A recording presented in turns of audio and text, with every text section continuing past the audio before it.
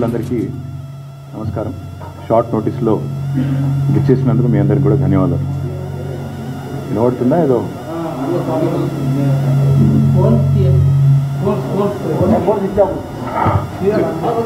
Switch off ఉంది brother. ఒక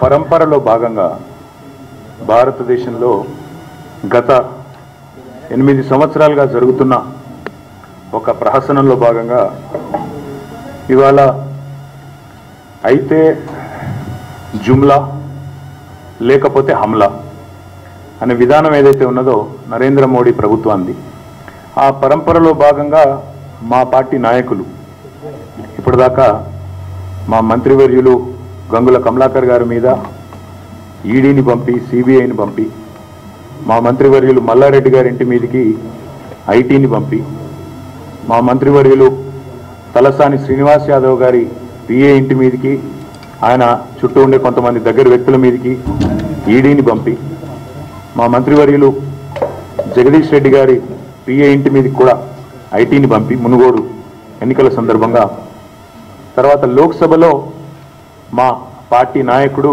మా ఫ్లోర్ లీడరు నామా నాగేశ్వరరావు గారి మీద ఈడీ దాడులు చేయించి, మా రాజ్యసభ సభ్యుడు వద్దిరాజు రవిచంద్ర గారి మీద సిబిఐ దాడులు చేసి, మా రాజ్యసభ సభ్యుడు పార్థసారథి రెడ్డి గారి మీద ఐటీ దాడులు చేసి, మా ఎంపీ లోక్సభ సభ్యుడు మన్నే శ్రీనివాస్ రెడ్డి గారి మీద ఐటీ దాడులు చేసి, మా శాసన మండలి సభ్యుడు మాజీ మంత్రి ఎల్ రమణ గారి మీద ఈడీ విచారణ జరిపి, మా ఎమ్మెల్యే మంచిరెడ్డి కిషన్ రెడ్డి గారి మీద, పైలట్ రోహిత్ రెడ్డి గారి మీద కూడా ఈడీ విచారణ జరిపి, ఇప్పటికి దాదాపు 11-12 మంది మీద మా నాయకుల మీద ఈడీని సిబిఐని ఐటీని ఉసిగొల్పి అక్కడ చేయగలిగింది ఏమీ లేక ఇవాళ భారత రాష్ట్ర సమితి కేసీఆర్ గారి నాయకత్వంలో దేశంలో పురోగమిస్తున్న విధానం, తెలంగాణలో ఒక అజేయమైన శక్తిగా ఎదిగిన విధానాన్ని గమనించిన తర్వాత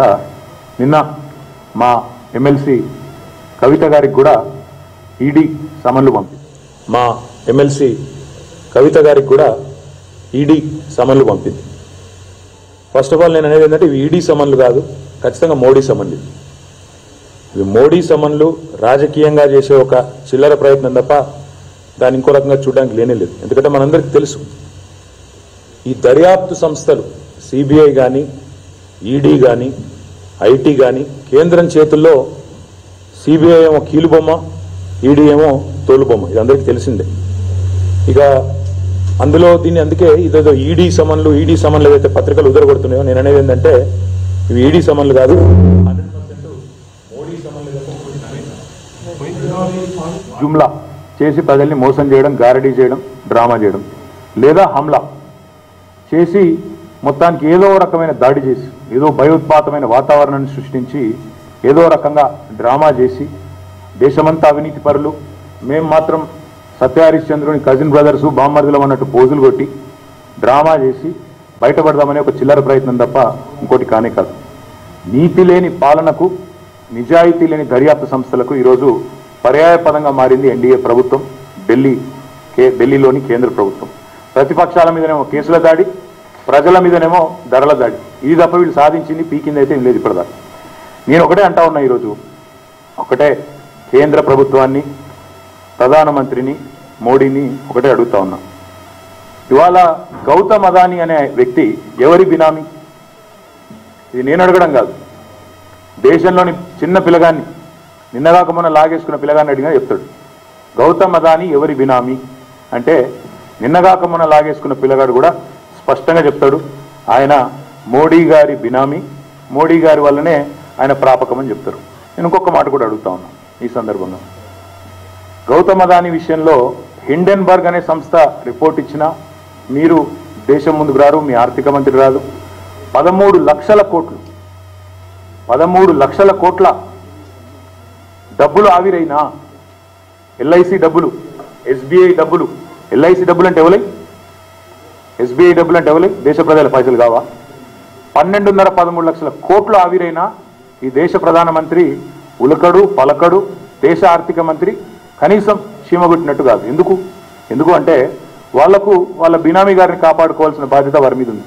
ఇది నా కవిత్వం కాదు బ్రదర్. ఫైనాన్స్ మినిస్ట్రీ, నీతి ఆయోగ్ ఈ రెండు కూడా కలిపి దేవ్ రెడ్ ఫ్లాగ్. ఏమని? గౌతమ్ అదానీకి 6 ఎయిర్పోర్ట్లు ఇవ్వడము తప్పు. ఇప్పటిదాకా ఉన్న నిబంధనలు కేవలం ఒక సంస్థ 2 ఎయిర్పోర్ట్లు మాత్రమే పెట్టాలని ఉన్నది. 6 ఎయిర్పోర్ట్లు ఇవ్వడం తప్పు అని చెప్పి ఫైనాన్స్ మినిస్ట్రీ, నీతి ఆయోగ్ రెండు ఇచ్చినా రెడ్ ఫ్లాగ్. ఆగిందా? ఒక వ్యక్తికి అనుకూలంగా నిబంధనలు మార్చి ఆయనకు 6 ఎయిర్పోర్ట్లు వచ్చేటట్టు చేసి అహ్మదాబాద్లో ఆయన ఎక్కిన ఫ్లైట్కు రుణం తీర్చుకొని 6 ఎయిర్పోర్ట్లు అదాని సంస్థకిచ్చి ఇవాళ దేశాన్ని భ్రష్టు పట్టిస్తున్నది మోడీ గారి నాయకత్వంలోని కేంద్ర ప్రభుత్వం. ఇంకొక మాట కూడా నేను చెప్తా ఉన్నా. ఈరోజు అదే అదాని మీద ఏ కేసు ఉండదు.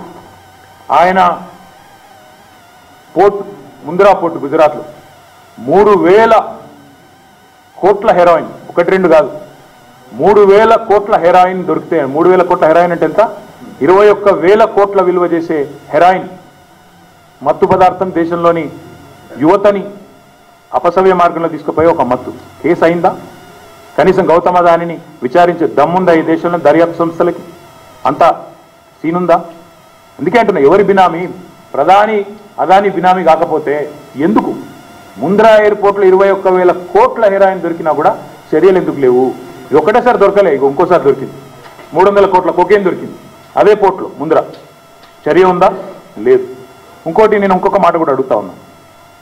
ఈ దేశంలో ఏం జరుగుతుంది? ఇవాళ మా ముఖ్యమంత్రి గారు ఏం చెప్పారు? వాషింగ్ పౌడర్ నిర్మా అంటే గంగల మునిగిన వాళ్ళు ఎవరైనా కూడా పునీతులు అయిపోతారు, పాపాలని కడుక్కుంటారు అన్నట్టు. అలా మునగంగానే మొత్తం బీజేపీలో చేరగానే పోతాయంట, కేసులన్నీ పోతాయంట. నేను ఇది ఊరికే చెప్పట్లేదు. ఇది ఎన్ఫోర్స్మెంట్ డైరెక్టరేట్ యొక్క వాళ్ళ సొంత హ్యాండిల్ నుంచి ట్వీట్ 2018 నవంబర్ 24 నాడు చూపెడతాం. ఏమంటారంటే ఇందులో searches resulted in recovery of incriminating documents and 6 high valued luxury cars purchased by Shri YS Chowdary in the name of shell companies. ఇది ఈడీ యొక్క ట్వీట్. వైఎస్ చౌదరి అంటే సుజనా చౌదరి. ఇది ఈడీ యొక్క ట్వీట్, నాది కాదు, నా కవిత్వం కాదు, నా సొంత ఇది కాదు. వాళ్ళది ఇంకొక tweet. Searches under PMLA were conducted in case of Sri Y.S. Chaudhary, MP of Andhra Pradesh, to investigate bank fraud of over 6,000 crores by more than 120 shell companies controlled by Sujana Chaudhary. 120 కంపెనీలు, shell కంపెనీల ద్వారా 6,000 కోట్ల bank fraud చేసిండు సుజనా చౌదరి అని చెప్పి 2018 November 24 నాడు. నా కవిత్వం కాదు, నేనేం ఆరోపణ చేయట్లేదు. స్వయంగా ఎన్ఫోర్స్మెంట్ డైరెక్టరేట్ యొక్క ట్వీట్. ఏది? నవంబర్ 24, 2018. ఏమైతే తెలుసా? వెంటనే ఇగో వెంటనే విత్ ఇన్ డేట్ చెప్తావు. ఇది జూన్ 20, 2019. అంటే విత్ ఇన్ 6-8 మంత్స్ 2 ఎంపీలు టీడీపీలు, సుజనా చౌదరి, సీఎం రమేష్ పోతారు, జాయిన్ అవుతారు బీజేపీలో. ఇది 2019 జూన్ 20. ఇది కూడా మీరు పేపర్ రాసిందే, నాది కాదు. నేను అడుగుతా ఉన్నా ఈరోజు స్ట్రైట్గా, ఇది వాషింగ్ పౌడర్ నిర్మా కాకపోతే ఏంది? కేసులు ఏమైనా? 6,000 కోట్ల బ్యాంక్ ఫ్రాడ్ ఎడవైంది, నువ్వు చెప్పిన కార్లు ఎడవైనాయి, నువ్వు చెప్పిన ముంద్రా పోర్ట్లోని డ్రగ్స్ ఎడవైనాయి, గౌతమ్ అదాని మీద కేసు ఎందుకు కాదు? ఇక అన్నిటికంటే మించి ఒకటే అడుగుతా ఉన్నా, ఇవాళ ఈ దేశంలో ఏం జరుగుతుందండి? శ్రీలంక ప్రభుత్వం స్పష్టంగా చెప్తుంది, మోడీ గారు ఒత్తిడి తెచ్చి మా రాష్ట్రపతి మీద అదాని అంటే ఆయనకు 6,000 కోట్ల ప్రాజెక్ట్ ఇప్పించిండని చెప్పింది. కనీసం ప్రధానికి చీమ కుట్టినట్టు కాదు దేశంలో. పాపం మీరైతే అడగలేరు, ఎందుకంటే ఆయన ప్రెస్ మీట్ పెట్టాడు, ప్రెస్ ముంగడికి వచ్చే దమ్ము లేనోడు కాబట్టి ప్రెస్ మీట్ పెట్టాడు, తప్పించుకు తిరుగుతాడు. అడుగుదామంటే భయం, మీరు అడిగిన మీ మీదకి దాడి అవుతుంది. బీబీసీ మీద దాడి చేసినాడు, మీ మీద చేయడా? మీరెంత? ఇండియన్ మీడియాకి ఏంది వార్నింగ్ ఇచ్చింది? బీబీసీనే లెక్క చేస్తలేను నేను, మీరెంత? మీ ఎన్టీవీ ఎంత, ఈ TV9 ఎంత, ఈ టీవీ ఎంత, ఇంకో టీవీ ఎంత, ఇంకోటి ఎంత, ఆంధ్రజ్యోతి ఎంత? అంటే నన్ను అడిగితే, నన్ను ప్రశ్నిస్తే, ఎవరినైనా ఉతికారిస్తా, బీబీసీనే ఇచ్చిపెట్టలే, ఇండియన్ మీడియా ఎంత అనే అహంకారం ప్రదర్శించి ఇవాళ ముందుకు పోతా ఉన్నారు. నేను ఒకటే అడుగుతా ఉన్నా, నిన్నటికి నిన్నగాక మొన్న G20 సమావేశాల్లో పాల్గొనేందుకు శ్రీలంక ఆర్థిక మంత్రి వచ్చిండు. వచ్చి ఆయన స్పష్టంగా చెప్పింది, G2G డీల్ ఇది. అదానికి మా దగ్గర 6,000 కోట్ల ప్రాజెక్ట్ ఏదైతే ఇచ్చినామో ఇది G2G. G2G అంటే ఇది గవర్నమెంట్ అట. G2G అంటే గవర్నమెంట్ కాదు. G2G అంటే Gautam to Gotabaya, facilitated by Modiji, facilitated by Modiji, Gautam to Gotabaya. Gotabaya అంటే ఎవరు? అక్కడ రాష్ట్రపతి గోటాబయ రాజపక్ష. G2G కరెక్టే. అంటే ఇలా అదానీ అనే కంపెనీ భారత ప్రధాని గారి సొంత కంపెనీ కాబట్టి, ఆయన బినామీ కంపెనీ కాబట్టి ప్రపంచవ్యాప్తంగా ఆయన కోసం తిరిగి మార్కెటింగ్ చేసే పని. ఇక ప్రధానికి ఇంకో పని లేదా? మరి దీని మీద అడిగినోనికి ఇంతవరకు, అడిగిన దానికి ఇంతవరకు సమాధానం రాదు, కేసు రిజిస్టర్ కాదు, కనీసం అభియోగం ఎదుర్కొన్నప్పుడు దాన్ని ప్రజల ముందు వివరణ ఇవ్వాలనే ఇంగితం లేదు. ఇక వీళ్ళు వచ్చి ఇవాళ ఇతరుల మీద బురద జల్లే ప్రయత్నం. ఇంకొక మాట అడుగుతా ఉన్నా, ఈడీ అనేది 2014 తర్వాత దాడులు చేస్తూ ఉంది. 95% పైచిలుకు దాడులు, ఇన్ఫాక్ట్ ఆల్మోస్ట్ 100% దాడులు విపక్షాల మీదనే. ఆల్మోస్ట్ 100% దాడులు విపక్షాల మీదనే జరుగుతాయి. అందులో ముఖ్యమంత్రులు ఉంటారు, మన మాజీ ముఖ్యమంత్రులు ఉంటారు, ప్రతిపక్ష నాయకులు ఉంటారు. నేను అడిగేదల్లా ఒక్కటే, 5422 కేసులు పెట్టిరండి ఇప్పటివరకు. 5422 కేసులు మోడీ వచ్చినప్పటి నుంచి, మోడీ ఈడీ కలిపి పెట్టిన కేసులు 5422. అందులో ఇంతవరకు కన్విక్షన్ వచ్చింది ఎంతనో తెలుసా మీకు? 23 కేసులలో మాత్రమే కన్విక్షన్ వచ్చింది. అంటే ఎందుకు వాడుకుంటున్నారు ఈడీని? మీరు ఏ రకంగా వాడుతున్నారు? టు ఎరాడికేట్ డెమోక్రసీ, ప్రతిపక్షాలు లేకుండా చేయాలి ఈ దేశంలో. ED is not enforcement directorate anymore, ED is mechanism to eradicate democracy in this country. 5422 కేసులు పెట్టి 23 మాత్రమే కన్విక్షన్ సాధించిన ఏజెన్సీకి ఏమి ఇవ్వాలి? నోబెల్ ప్రైజ్ అన్న మోడీకి ఇచ్చినట్టు, లేదా ఇంకేమని అన్న? అంటే ఇంత అన్యాయంగా, ఇంత దారుణంగా కేవలం విపక్షాల మీద బురద జల్లడమే క్రమంలో భాగంగా ఇప్పటివరకు కాంగ్రెస్ మీద 24 కేసులు, టీఎంసీ మీద 19 కేసులు ఈడీ, ఎన్సీపీ మీద 11 కేసులు, శివసేన ఉద్ధవ్ ఠాక్రే దాని మీద 8 కేసులు, ఇంకో ఆయన మీద ఉండే, ఆయన పేరు షిండెనో బిండెనో, ఆయన మీద ఉండే మళ్ళీ కేసులు ఉంటే కూడా మాయమైతాయి, గుర్తుపెట్టుకోండి. తర్వాత డిఎంకే మీద 6 కేసులు, బీజేడీ మీద 6 కేసులు, ఆర్జేడీ మీద 5 కేసులు, బీఎస్పీ మీద 5 కేసులు, ఎస్పీ మీద 5, ఆప్ మీద 3, ఐఎన్ఎల్డి మీద 3, వైఎస్ఆర్సీపీ మీద 3, సిపిఎం మీద 2, ఇప్పుడు బీఆర్ఎస్ మీద ఇక మీరు వెంటనే ఉన్నారు, చూస్తూనే ఉన్నారు, జరుగుతూనే ఉంది. నేను ఒకటే అడుగుతా ఉన్నా, ఈరోజు ఈ దేశంలో అవినీతి అవినీతి అవినీతి అంటారు. నిన్నగాక మొన్న ఎక్కువ రోజులు కూడా కాదు, విరూపాక్షయ్య అని ఎమ్మెల్యే ఉన్నాడు కర్ణాటకలో, బీజేపీ ఎమ్మెల్యే. ఆయన కొడుకేమో 40 లక్షల లంచం తీసుకుంటూ Bengaluru metro water supply and sewerage బోర్డులో కెమెరా మీద దొరికింది. దాని మీద యాక్షన్ ఉండదు, ఈడీ దాడి ఉండదు, సిబిఐ ఉండదు, ఐటీ ఉండదు, ఎవడరాడు భయం. ఆయన పేరుంది. ఆ పార్టీలో ఒక ఎంపీ ఉన్నాడు, భారతీయ జనతా పార్టీ ఎంపీ మహారాష్ట్రలో. నిన్నగాక మొన్న ఎన్డీటీవీలో లైవ్ చూపెట్టింది. నేను బీజేపీ ఎంపీని, నా మీదకైతే ఈడీ రాదు, నేను ఏం చేసినా రాదు. డైరెక్ట్ స్టేట్మెంట్ ఆయన, నేను ఊరికే చెప్పట్లేదు, యూట్యూబ్లో దొరుకుతుంది, అన్నింటిలో దొరుకుతుంది.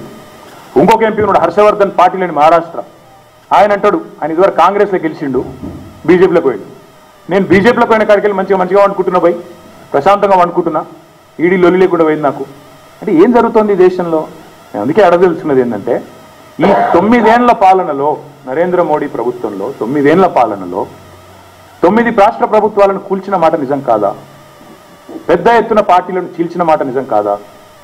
డబుల్ ఇంజన్ అంటే ఆ డబుల్ ఇంజన్ ఏందో మాకు అర్థమైంది, దేశానికి కూడా అర్థమైంది ఈరోజు. ఒక ఇంజన్ మోడీ, ఇంకో ఇంజన్ అదాని. మొదాని అనేది డబుల్ ఇంజన్.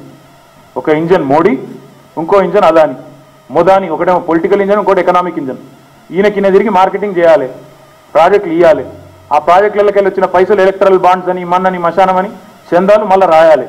ఆ చందాలతోని అడ్డమైన దొంగ సొమ్ముతోని, దోస్తుకు దోచిపెట్టిన దొంగ సొమ్ముతోని ఆయన ప్రజల పక్షాన నిలబడ్డ పార్టీలను చీల్చాలి, ప్రతిపక్షాలను చీల్చి చెండాడాలి, ఖచ్చితంగా కూల్చాలి, అవసరమైతే ఈడీ, సిబిఐ, ఐటీ పెట్టి వేధించాలి. ఎవరైతే లొంగుతలేరో వాళ్ళ మీదకి ప్రయోగించాలి. ఇది వాస్తవం కాదా? మొన్నటికి మొన్న మునుగోడులో మన రాష్ట్రంలో ఒక వ్యక్తికి 18,000 కోట్ల కాంట్రాక్ట్ ఇచ్చిన మాట వాస్తవం కాదా? ఇప్పటివరకు ఆ విషయంలో జవాబు చెప్పే దమ్ము ఈ దేశంలో ఒక బీజేపీ నాయకుడికి ఉందా? మా ముఖ్యమంత్రి గారు స్వయంగా అడిగారు, స్వదేశంలో దొరికే బొగ్గు 3-4 వేలకే దొరుకుతుంటే టన్నుకు విదేశాల బొగ్గు ఎందుకు తీసుకోవాలి? విదేశాల నుంచి వచ్చే బొగ్గు ఎందుకు కొనాలి? ఎవరి ప్రయోజనాల కోసం, ఎవరి కోసం అని సూటిగా యశ్వంత్ సిన్హా గారు ఇక్కడికి వచ్చినప్పుడు అడిగితే ఒక్క భారతీయ జనతా పార్టీ నాయకుడు సమాధానం చెప్పిండా? సరే మా ముఖ్యమంత్రి ఇచ్చిపెట్టండి, స్వయంగా ఉత్తరప్రదేశ్ ముఖ్యమంత్రి రాసిండే ఉత్తరం, మేము ఎందుకు కొనాలి విదేశీ బొగ్గు, మేము కొనము, ఇది మాకు డిస్కమ్లకు భారం అవుతుంది అన్నప్పుడు మరి అది కాదా?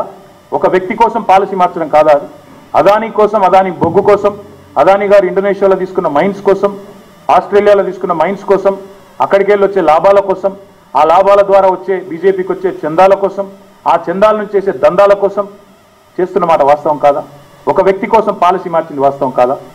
2 ఎయిర్పోర్ట్లు మాత్రమే ఉండాలన్న నిబంధనలు తుంగలో దొక్కి 6 ఎయిర్పోర్ట్లు అదానికి ఇచ్చి మళ్ళీ దందా చేసి ఆ దందా నుంచి వచ్చిన చందాతో విపక్షాలను చీల్చాలనే ప్రయత్నం చేస్తున్నమాట వాస్తవం కాదా? 18,000 కోట్ల కాంట్రాక్ట్ ఇక్కడ ఒక వ్యక్తికి ఇచ్చి ఆయన లోబర్చుకొని ఆయన మునుగోడులో మీ అభ్యర్థిగా పెట్టింది వాస్తవం కాదా? పశ్చిమ బెంగాల్లో తృణమూల్ కాంగ్రెస్లో ఉండే సువేందు అధికారిని కేసులు పెట్టింది, మొదలు భయపెట్టింది. ఏం చేసిన తర్వాత తీసుకొచ్చి మమతా బెనర్జీ మీద నందిగ్రామ్లో నిలబెట్టింది. ఇలా భారతీయ జనతా పార్టీ ఆయన ఫ్లోర్ లీడర్ అనుకుంటా, అక్కడ ఆపోజిషన్ లీడర్ అనుకుంటా, ఆయన చేర్చుకొని కేసులు పెట్టింది. మరి ఆ కేసులు ఏమైనా చెప్తారా ఎవడన్నా బీజేపీ? ఒక్కడు చెప్పగలిగే దమ్ముందా? ఇంకొక మాట, ఇప్పుడు సుజనా చౌదరి సీఎం రమేష్ గురించి ఇప్పుడే నేను చెప్పినా మళ్ళీ చెప్పాల్సిన అవసరం లేదు. శారదా కుంభకోణం అని ఒకటి వచ్చింది ఆ మధ్యన. అప్పుడు కాంగ్రెస్లో ఉండే హిమంత బిశ్వా శర్మ, ఆయన ఇప్పుడు వాళ్ళ ముఖ్యమంత్రి, అస్సాంలో ముఖ్యమంత్రి రెండో టర్ము మూడో టర్ము. ఆయన నార్త్ ఈస్ట్లో పెద్ద ఇంపార్టెంట్ లీడర్ హిమంత బిశ్వాస్ శర్మ. ఏమైనా ఈ హిమంత బిశ్వాస్ శర్మ మీద కేసులు, ఎడవైన ఆయన మీద అభియోగాలు. ఇది కూడా వాషింగ్ పౌడర్ నిర్మాణేనా? దాచేస్తారా? మొత్తం కిందికి నూకేస్తారా? నమ్ముకున్న ప్రజల కోసం గట్టిగా మాట్లాడేటోళ్ళ మీద కేసులు పెట్టడం. అన్నిటికన్నా ముఖ్యంగా దేశంలో నేను అడిగేది ఒకటే ఒక్క ప్రశ్న, ఎందుకు 95% దాడులు విపక్షాల మీద జరుగుతున్నాయి? ఒక్క కేసు చెప్పగలుగుతారా నాకు? ఈడీ కానీ, సిబిఐ కానీ, ఐటీ కానీ బీజేపీ వాళ్ళ మీద పెట్టింది, బీజేపీ వాళ్ళ దొంగతనం పట్టింది అనేది ఒక్కరు చూపెట్టగలుగుతారా? అంత సత్తా ఉందా? అదే మాట, అది మాత్రమే కాకుండా ఇంకొక మాట కూడా నేను అడుగుతా ఉన్నా. మీరు మీ చీకటి స్నేహం, మోడీ అదానీ యొక్క చీకటి స్నేహం ఎవరికి తెలియదు అనుకుంటాను? ఇంకా ఎన్ని రోజులు దాగుతుంది అనుకుంటాను? అంత దూరం ఎందుకంటే నేను ఒకటే అడుగుతా ఉన్నా. ఈరోజు పక్కన కర్ణాటకలో ఎన్నికలు ఉన్నాయి. Karnataka government is the most corrupt government అని నేను చెప్పడం కాదు, పత్రికలు వాళ్ళ కవర్ పేజీలో వేసి most corrupt state of India Karnataka, 40% commission government Karnataka అని స్వయంగా రాస్తే ఒక్కడి మీద యాక్షన్ అయిందా ఇప్పటివరకు? స్వయంగా మీ పార్టీ ఎమ్మెల్యే, వేరే వాళ్ళు కాదు, మీ పార్టీ ఎమ్మెల్యే మాజీ కేంద్ర మంత్రి అని పేరు మర్చిపోయాను నేను, 2,500 కోట్ల రూపాయలు ఇస్తే మా పార్టీ నాకు ముఖ్యమంత్రిని చేస్తా అన్నది కర్ణాటకలో అని పేపర్లో మాట్లాడిన మాట వాస్తవం కాదా? ఏమైనా యాక్షన్ తీసుకున్నారా? ఎక్కడి 2,500 కోట్లు, ఏం సంగతిని తీసుకున్నారా? ఇంకొక మాట, 40% కమిషన్ ఇవ్వాల్సి వస్తుందని కాంట్రాక్టర్లు కర్ణాటకలో ఆత్మహత్య చేసుకుంటున్న మాట వాస్తవం కాదా? మఠాలు ఏ మఠాలు హిందుత్వానికి ప్రతీకలుగా ఉంటాయో వాళ్ళు చెప్తున్నారు కర్ణాటకలో 30-40% కమిషన్ ఏంది, మాకు కూడా నిధులు రావాలి అంటే. ఇట్లా స్కూల్ అసోసియేషన్ రాసింది ప్రధానమంత్రికి, వాళ్ళకు వీళ్ళకి కాదు, కర్ణాటక ప్రైవేట్ స్కూల్స్ మేనేజ్మెంట్ రాసింది 40% కమిషన్ తీసుకుంటున్నారు, దీన్ని మంచిది కాదు, మీకు ఆపండి అన్నారు. ఏమైనా అయిందా? ఇంకా దరిద్రం ఏంటంటే, సిగ్గెక్కడ అనిపిస్తుందంటే, నిన్నగాక మొన్న మేఘాలయ ఎలక్షన్ అయింది. నిన్నగాక మొన్న మేఘాలయ ఎన్నికల ప్రచార సభలోనేమో ఇదే అమిత్ షా, ఇదే ప్రధానమంత్రి పోయి, నా మిత్రుడు ఆయన ఆ ముఖ్యమంత్రి కాన్రాడ్ సాంగ్మా గారి కొడుకు, ఒక గిరిజన బిడ్డ, ఆయన పట్టుకొని most corrupt government in the entire country Meghalaya under Sangma అని చిల్లర మాటలు మాట్లాడింది. మొత్తం 60 సీట్లలో పోటీ చేసింది. అప్పటిదాకా నిన్న మొన్నటి దాకా కోalitionలో ఉన్నారు, బయటికి వచ్చి సొంతంగా పోటీ చేసింది 60 సీట్లలో. 2 సీట్లు వచ్చినాయి బీజేపీకి, సాంగ్మా గారికి 28 సీట్లు వచ్చినాయి. వస్తే ఏం చేస్తారు చివరికి? మళ్ళీ అదే సాంగ్మా గారికి ఇలా మద్దతు ప్రకటించి అదే సాంగ్మా గారితో అంటగా అవుతా ఉన్నారు. మళ్ళీ ఆయన ప్రమాణ స్వీకారానికి సిగ్గు లేకుండా ప్రధానమంత్రి కూడా పోయింది. ఏమైనా ఇజ్జతు, మానము, మాట్లాడిన మాటకు విలువ ఏమైనా ఉందా అసలు? నిన్నదాకా మొన్న అవినీతి పరుడు నువ్వే అంటే అదే మేఘాలయ పోయి ప్రచారం చేస్తేవి షిల్లాంగ్లో, మళ్ళీ ఆయన ప్రమాణ స్వీకారం కొద్దిగా ఇజ్జతాన్ని అనిపించద్దా? అదే 2 రోజుల తర్వాతనే, మళ్ళీ ఎక్కువ రోజులు కూడా కాలే. అంటే అధికారం కోసం ఎన్నైనా దిక్కుమాలిన పనులు చేస్తాం, అధికారం కోసం ఏమైనా చేస్తాం అనే దిక్కుమాలిన కథ ఏదైతే ఉందో ఇవన్నీ దేశం గమనిస్తూ ఉంది. కాబట్టి నా రిక్వెస్ట్ మీ అందరితో కూడా, ఇక మీతోటి మొదలుపెట్టిండ్రు లిక్కర్ స్కామ్. నేను అడుగుతున్నా, ఏంటిది లిక్కర్ స్కామ్? లిక్కర్ స్కామ్ ఏంటిదంటే, లిక్కర్ బ్యాన్ అయిన గుజరాత్లో 42 మంది చేస్తే లిక్కర్ తాగి, గది లిక్కర్ స్కామ్. ఏ గుజరాత్ అయితే డ్రై స్టేట్ అంటారో ఆ గుజరాత్లో 42 మంది లిక్కర్ తాగి సస్తే, స్పూరియస్ లిక్కర్ తాగి సస్తే అది స్కామ్. మీరేం, మీ అభియోగం ఏంది లిక్కర్ స్కామ్లో? కొంతమందికి అనుకూలంగా పాలసీ తయారు చేసిండ్రు అనేది మీ అభియోగం. మరి నేను అంటున్నా ఈరోజు మీరు తయారు చేసిండ్రు పాలసీ, అదానికి అనుకూలంగా మీరు తయారు చేసిన పాలసీ ఇది. This is the policy you tailor made for Gautam Adani to get 6 airports. 2 ఎయిర్పోర్ట్లు ఉండాలనే నిబంధనను తుంగలో దొక్కి, దీస్ ఆర్ ద మినిట్స్, ఇది స్కామ్. 2 ఎయిర్పోర్ట్లు ఉండాలనే నిబంధనను తుంగలో దొక్కి ఒకరికి 6 ఎయిర్పోర్ట్లు రాసిచ్చారు. ఎందుకంటే ఆయన విమానం ఎక్కి ప్రధానమంత్రి తిరుగుతాడు కాబట్టి. ఆ ఫోటోలు మన రాహుల్ గాంధీ కూడా చూపెట్టిండు పార్లమెంట్లో. ఆయన విమానం ఎక్కి తిరుగుతాడు కాబట్టి ఆయనకు 6 ఎయిర్పోర్ట్లు రాసిస్తాడు. ఇది స్కామ్ కాదట. ఆయన కోసం ఆయన ఆస్ట్రేలియాలో మైన్లు తీసుకుంటే విదేశీ బొగ్గును కొలాలని బలవంతంగా తెచ్చుడు స్కామ్ కాదట. వాళ్ళ ముఖ్యమంత్రులు అపోజ్ చేయంగా తెచ్చుడు సిగ్గు లేకుండా స్కామ్ కాదట. ఆయన పోర్ట్స్లో ఇగో డ్రగ్స్ చూడండి, అదానీ గారి పోర్ట్లో డ్రగ్గులు దొరికితే గుజరాత్లో ముంద్రా పోర్ట్లో అది స్కామ్ కాదట. ఇంకా ఆయనకు మీదికెళ్ళి ఆంధ్రప్రదేశ్లో గంగవరం గుంజుకోవాలి, ఆంధ్రప్రదేశ్లో కృష్ణపట్నం గుంజుకోవాలి, ముంబైలో జీవికే దగ్గర అది గుంజుకోవాలి. ఇట్లా దిక్కుమాలిన పనులు చేస్తే అవి స్కాములు కావట. లిక్కర్ స్కామ్ అట. నేను ఒకటే అడుగుతా ఉన్నా మీ మిత్రులందరినీ కూడా, లిక్కర్ స్కామ్ మా ఎమ్మెల్సీని పిలిచిండ్రు. మా MLC she will cooperate unlike your people. BL Santosh అంటోడు ఇక్కడ పైసలు పంపి 2 స్వాములను పంపి దొరికిపోయిన దగులుబాజీ దొంగవాడు. వాడు దాక్కున్నాడు. విచారణకు పిలిస్తే భయపడి దాక్కున్నాడు. ఎక్కడో పండుకున్నాడు. కోర్టుకు పోయి నో అరెస్ట్ అని తెచ్చుకున్నాడు. మేము అట్లా చేయం. మేము పోతాం విచారణకు as law abiding citizens of this country. భారత ప్రభుత్వాన్ని చట్టాలను గౌరవించే పౌరులుగా విచారణకు హాజరవుతాం, విచారణ ఎదుర్కొంటాం. మా ఎమ్మెల్సీ గారు కూడా ఎదుర్కొంటారు తప్పకుండా. నేను ఒకటే మాట చెప్తా ఉన్నా, మీరు అభియోగాలు మోపి, ఇప్పుడు నేను చెప్పాను మీకు 5422 అభియోగాలు మోపింది ఈడీ. ఈ మోడీ వచ్చినప్పటి నుంచి 5422 కేసులు. కన్విక్షన్ ఎంత? 23 కేసులు. మాకు తెలుసు ఇదంతా పొలిటికల్ హరాస్మెంటు, ఒక హంబగ్ తప్ప డ్రామా తప్ప ఇంకోటి కానే కాదని మాకు కూడా తెలుసు, మీకు కూడా తెలుసు. నేను అనేదల్లా ఒకటే, తప్పకుండా విచారణ ఎదుర్కొనే దమ్ము మాకుంది. నీకుందా నరేంద్ర మోడీ అని నేను అడుగుతున్నా. గౌతమ్ అదానీ నీ బినామీ అని లోకం కోడై కూస్తున్నా, శ్రీలంక గవర్నమెంట్ చెప్పినా ఎందుకు నోట్లకెళ్ళి పలుకే బంగారం ఆయన అన్నట్టు ఎందుకు మాట్లాడతలేవు? ఏమొచ్చింది కష్టము? అడ్డమైన వాడు అన్నిటికీ మాట్లాడతలేదు. పరీక్ష పే చర్చనట. ఈయన అసలు పరీక్షలు రాసిందో లేదో జీవితంలో ఎవరికి తెలియదు. ఛాయ్ పే చర్చ అంటాడు. ఛాయ్ అమ్మిందో లేదో ఎవరికి తెలియదు. ఇవన్నిటికి వస్తుంది గొంతు మాత్రం, దీనికి మాత్రం రాదు. ఎందుకు? Gautam Adani is your benami is what the world says. Hindenburg report is saying, Economist is saying, the whole world is saying it, but you don't want come out and speak. అందుకే నేను అనేది, మేము విచారణ ఎదుర్కొంటాం డెఫినెట్గా. ఈ రాజకీయపరమైన కక్ష సాధింపు ఏదైతే ఉందో ముమ్మాటికి రాజకీయంగానే ఎదుర్కొంటాం. ప్రజా కోర్టులో మేము తెలుసు, మాకు న్యాయ వ్యవస్థ మీద కూడా నమ్మకం ఉంది. దేశంలో మంచి జడ్జిలు ఉన్నారు. ఇంకా కూడా కొంతమంది బీజేపీ వాళ్ళు ఉండొచ్చు, కానీ చాలామంది మంచి జడ్జిలు ఉన్నారు. ఇంకా వాళ్ళ మీద మాకు నమ్మకం ఉంది.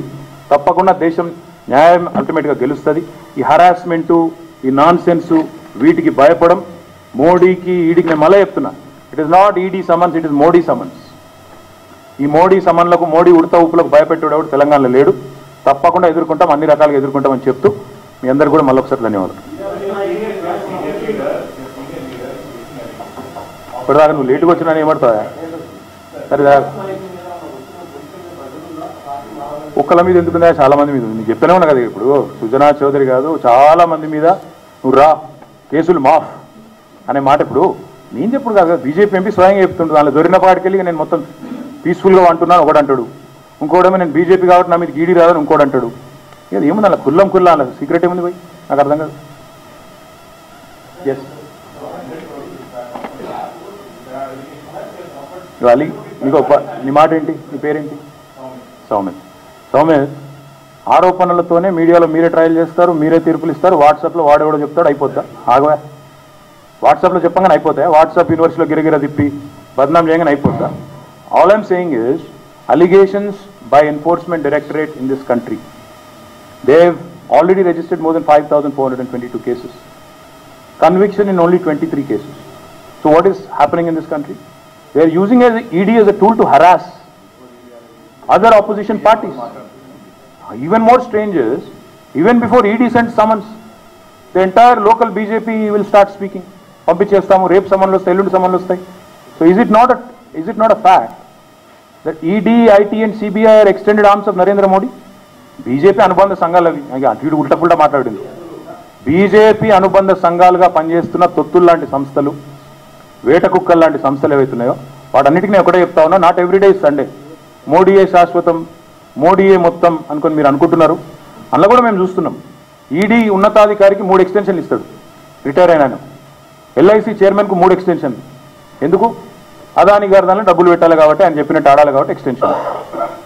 ఇండస్ ఇండ్ బ్యాంకు, ఎస్బీఐ చైర్మన్కు ఎందుకు ఇస్తున్నారు అంటే మొత్తం ఇన్వెస్టర్ల సంపద ఆవిరైనా నీ దోస్తు భద్రంగా ఉండాలి, 1 నేషన్ 1 ఫ్రెండ్, ఏక్ దోస్త్ ఏక్ దేశ్, మంచి స్లోగన్.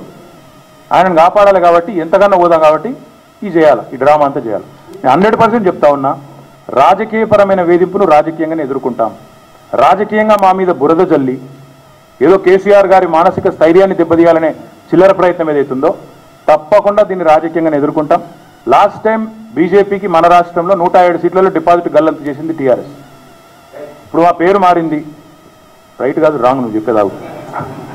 107 సీట్లలో నీకెందుకై అంత ఉత్సాహం? ఆగు, తొందరపడక ఎందుకు అంత ఆగం ఎందుకైతే తొందరపడక. ఇగో ఇంకోటి చూపెట్టేది సినిమా చాలా ఉంది మీకు చూపెట్టేదాగు, నీకు వెలుగు కదా, నీకు చాలా ఉంది నీకు చూపెట్టే సినిమా. ఇగో బీజేపీ ఎంపీ ఆయన మాట్లాడిన మాటలు వినండి. Had claimed that he was getting sound sleep since there are no inquiries against him after he had joined the party. Cinema republic వాళ్ళు చూపెట్టారు.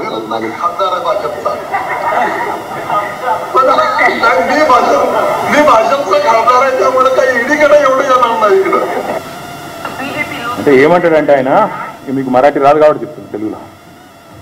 ఆయన ఏమంటాడంటే, నేను బీజేపీ ఎంపీని కాబట్టి నా మీదకి ఇది రాదు, నెంబర్ 1. ఇంకొక బీజేపీ ఎంపీ పేరు హర్షవర్ధన్ పాటిల్, ఆయన కాంగ్రెస్లోకి వెళ్ళి బీజేపీలోకి జంప్ అయింది. ఆయన ఏమంటుండు, మొన్నటిదాకా భయపడి సస్తుంటే దడుచుకుంటుంటే నేను దొరినాక ఇక నాకు నిద్ర పడుతుంది, బ్రహ్మాండంగా నిద్రమాన్ తీసుకునే అవసరం లేకుండా మంచిగా జోరుగా అంటున్నా అని చెప్తుండు. ఇంతకంటే ఇంకేమైనా కావాలా సాక్ష్యాల మీద? కాబట్టి రాజకీయపరమైన కక్ష సాధింపులు రాజకీయంగానే ఎదుర్కొంటాం. తప్పకుండా ప్రజాక్షేత్రంలో వీళ్ళ అంత చూస్తాం, వీళ్ళ సంగతి చూస్తాం. తొందరపడేందుకు నువ్వు వాళ్ళు ఏం చేస్తారో చూద్దాం. వాళ్ళు ఇప్పుడు నోటీసులు ఇచ్చి హరాస్ చేసి మీడియాలో ఏదో జరిగిపోతుందని చెప్పి ఒక్కొక్కటి రెచ్చిపోయి మాట్లాడి మా బీజేపీ వాళ్ళు ఎగిరెగిరి దుక్కి మాట్లాడుతుంది. మాట్లాడు, ఎన్ని రోజులు మాట్లాడతాం, మేము కూడా చూస్తాం. ఏం మాట్లాడతావు కూడా చూస్తాం, మేము కూడా మాట్లాడతాం, మేము కూడా ప్రజల దగ్గర పోతాం, మేము కూడా చెప్తాం. బురద తల్లి ఎట్లా బద్నాం చేసే ప్రయత్నం, కేసీఆర్ గారి స్థైర్యాన్ని మా పార్టీని దెబ్బతీసే ప్రయత్నం చేస్తున్నారు. ఇప్పుడు నేను చదివే లిస్టు చిన్నగా అది మీకు ఇంతమందిని హరాస్ చేసిన వాళ్ళు మా పార్టీ వాళ్ళను. కవితనే మొదటిది అక్కది అనుకుంటున్నాను, దీని తర్వాత కూడా ఉంటాయి, మాకు అది కూడా ఎరికే. ఇగో ఇంతమంది ఇప్పటికి మళ్ళా చదువుతారు. గంగుల కమలాకరు, మల్లారెడ్డి, శ్రీనివాస్ యాదవ్ గారు, జగదీష్ రెడ్డి గారు, నామా నాగేశ్వరరావు, వద్దిరాజు రవిచంద్ర, పార్సారథి రెడ్డి, మన్న శ్రీనివాస్ రెడ్డి, ఎల్ రమణ, మంచిరెడ్డి కిషన్ రెడ్డి, పైలట్ రోహిత్ రెడ్డి, ఇప్పుడు కవిత. దీని తర్వాత కూడా ఉంటాయి మాకు ఎరికే, మేమంత అమాయకులమేం కాదు. కాబట్టి నేనేమంటున్నా అంటే, ఈ రాజకీయ డ్రామాను రాజకీయంగా ఎదుర్కొంటాం, ప్రజల దగ్గరికి పోతాం, వాళ్ళ బట్టలు ఇప్పుతాం, నగ్నంగా బీజేపీ నిజ స్వరూపాన్ని ప్రజల ముందు బయటపడి మనోడేదో ఉత్సాహపడుతున్నావు.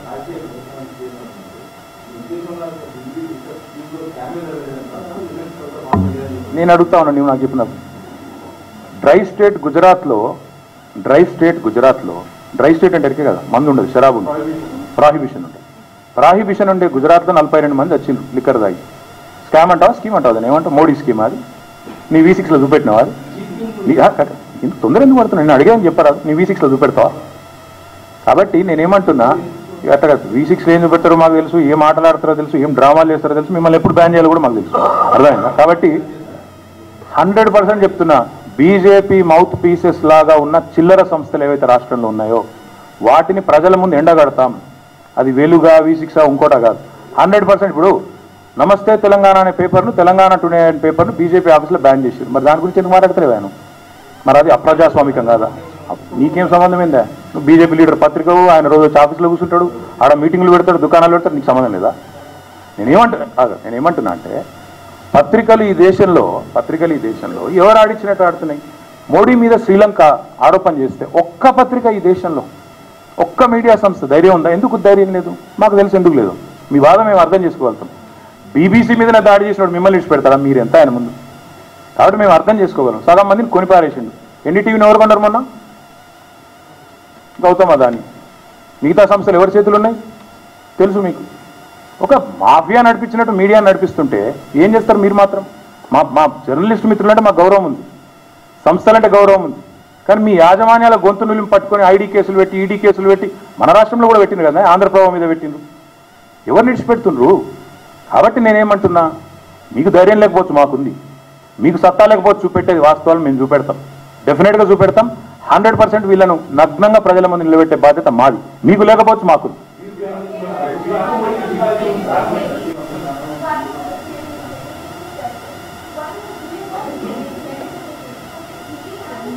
Swastika, it is not for me or you to say there is merit in the case.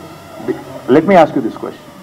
Is there no merit in the case against Modi when Sri Lankan government says Modi actually lobbied, Modi actually pressured and convinced their president Gotabaya Rajpaksha to give a 6,000 crore contract to Gautam Adani? Will you show that in CNN? You work for CNN, right? Will you show this, whatever I'm just saying in CNN? Do you have the guts? Unfortunately, that's the problem in this country. Media has lost its spine.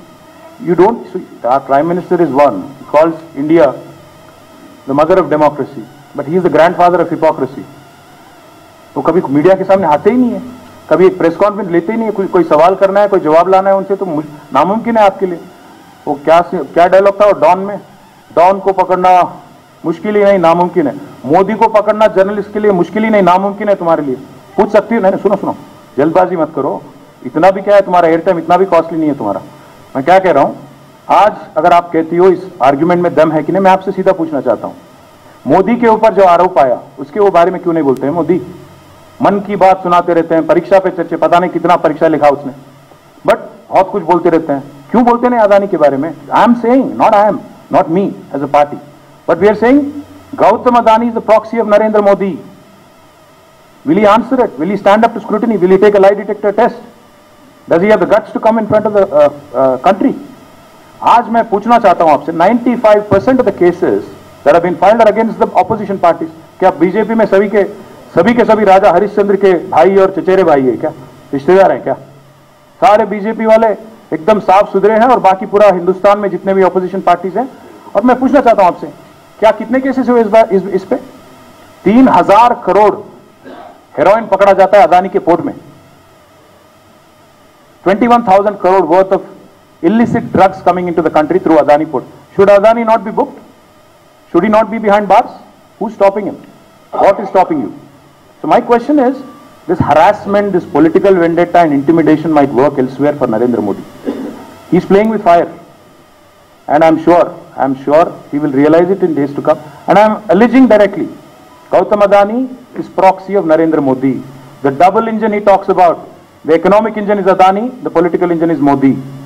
Adani siphons money by way of Modi's propaganda, gets that money in the form of electoral bonds and other funds, transfers it to BJP, and BJP then uses the same money to purchase MLAs, to dethrone governments, democratically elected governments, to split parties, and then if that doesn't work, they'll set all these agencies like hunting dogs against opposition parties to demoralize us, to ensure that political vendetta is carried. And I'm telling you, we will face it. This is not the first or last, I know that. This is not the first or last. In fact, almost 12 or 13 of our leaders have faced these inquiries already, CBI, IT and ED, including ministers, MPs and MLAs. So this is part of that charade that Narendra Modi carries on. He's दूध का धुला हुआ पूरा दुनिया बदनाम है. तो इसीलिए मैं कह रहा हूं, is there not merit in the case is not for you and me to decide or media to decide or WhatsApp to decide and WhatsApp University Vice Chancellor Narendra Modi to decide. It is for the legal system of this country, it is for the courts of this country to decide, and I'm very confident because out of the 5,422 cases they have filed, ED, since Modi has come, only conviction is only 23 cases, which is 0.0 or point whatever percent that is. So now you do your math and you tell me whether I'm right or wrong. So are you saying that because there are elections in the state of China has been changes, that soon there will be elections in the state, and that is why the central government is using agencies, differential agencies against your leader and the opposition leader? So recently also all the opposition leaders come together, all within a letter to Prime Minister Narendra Modi over all of these issues, elections to reverse and all the government or using central agencies against the opposition leaders. Are you saying it that because there are elections, all of this is happening? All I'm saying, Aneri, is Modi only knows two things. The double engine he talks about is either जुमला और हमला. या तो जुमले से काम चलाओ, लोगों को गुमराह करो, बेवकूफ बनाओ, वोट ले लो, खत्म करो और फिर बाद में गायब हो जाओ. 15 लाख बोलो, 20 लाख करोड़ पैकेज बोलो, कुछ भी बकवास बोलो, वोट ले लो, फिर गायब हो जाओ. वरना अगर बात नहीं मानते हैं तो हमला करो, ईडी भेजो, सीबीआई भेजो, आईटी भेजो.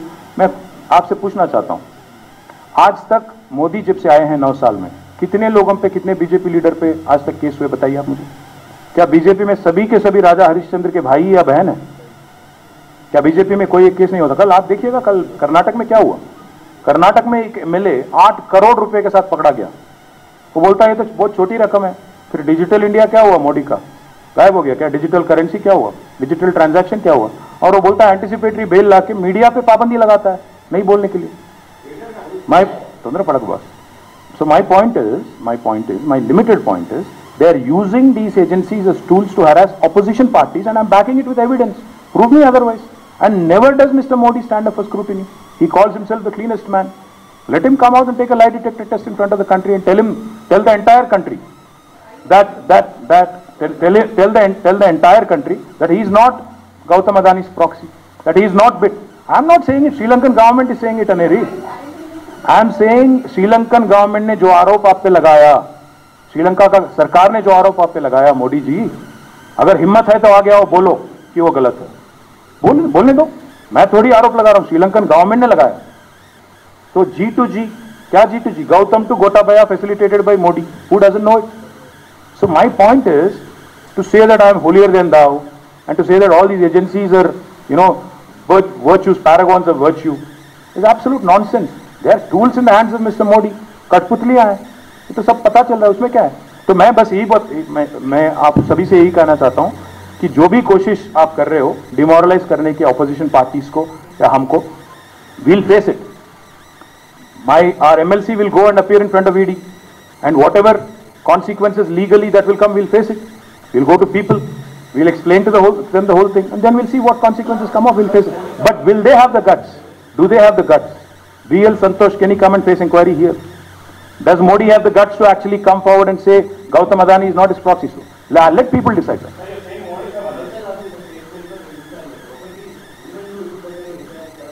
అన్ని చిన్న చిన్న విషయాలు బ్రదర్, నేను ఏమంటున్నా అంటే చిన్న చిన్న విషయాలు అవన్నీ అల్టిమేట్గా విచారణను ఎదుర్కొనే సత్తా మాకుంది, రైట్? మేము పారిపోము. నెంబర్ 1, మేము వాళ్ళలాగా తిరిగి పందలం కాదు, దద్దమలం కాదు, 100% ఎదుర్కొంటాం. భారత న్యాయ వ్యవస్థ మీద మాకు గౌరవం ఉంది, తప్పకుండా విచారణ ఎదుర్కొంటాం. నా క్యాబినెట్ మీటింగ్ ఉంది, దయచేసి మాకు టైం